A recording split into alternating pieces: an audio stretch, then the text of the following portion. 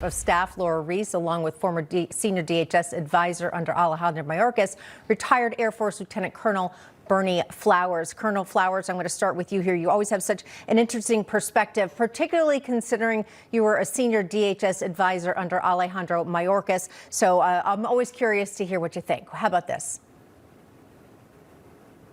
I think that Maduro is just as big of a criminal and a threat to the United States as Russia or China or any of our foes. And I'm happy to see the bold leadership that our president is providing. He is the right man for the time. His job is to protect us, and he's doing the job. So I'm very, very proud. I wish that I was still working at DHS so I could claim some of that credit.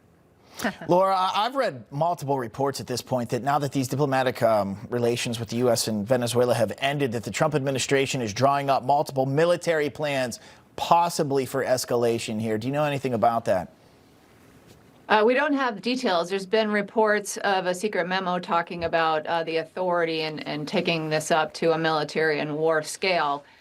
So we'll have to wait and see what those details are. But, you know, good for President Trump for recognizing that Maduro and the Chinese Communist Party are declaring war on Americans with the use of drugs at high levels of scale and lethality. So they're not shooting weapons, but these drugs are a new form of bullet or missile, if you will. When you consider they're killing 100,000 Americans each year, that deserves a very serious response. Colonel, what do you think about the designation of these cartels as terrorist groups? Do you think that is something that is important to win this fight? I believe so. You know, as I said before, the Russians, the Chinese, okay, they're across an ocean. These people are in our hemisphere. They have access to the border. They've been draining resources from the United States for a long time. They're filling our streets with poisons, and they need to be dealt with and dealt with harshly. And I'm thankful that the president and the administration see them as a threat that they actually are. Laura, I know this next question I'm about to ask you, it gets very complicated here, but an inland strike, I mean, I feel like you can hit the boats, you know, at will as long as they come out. But until you get internally into these drug cartels, their production facilities, that this kind of image that you see on the screen, it'll only just keep happening. Now, it's great. Deterrent is great. But going after the source here, do you think that's a realistic possibility?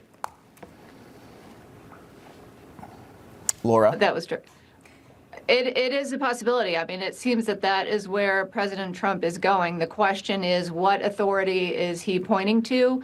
Is Congress going to play a role in this? Those are kind of the most immediate questions that we have right now. All right, we're going to have to leave it there. Laura, Colonel Flowers, thank you so much. Thank you. Thank you for having us.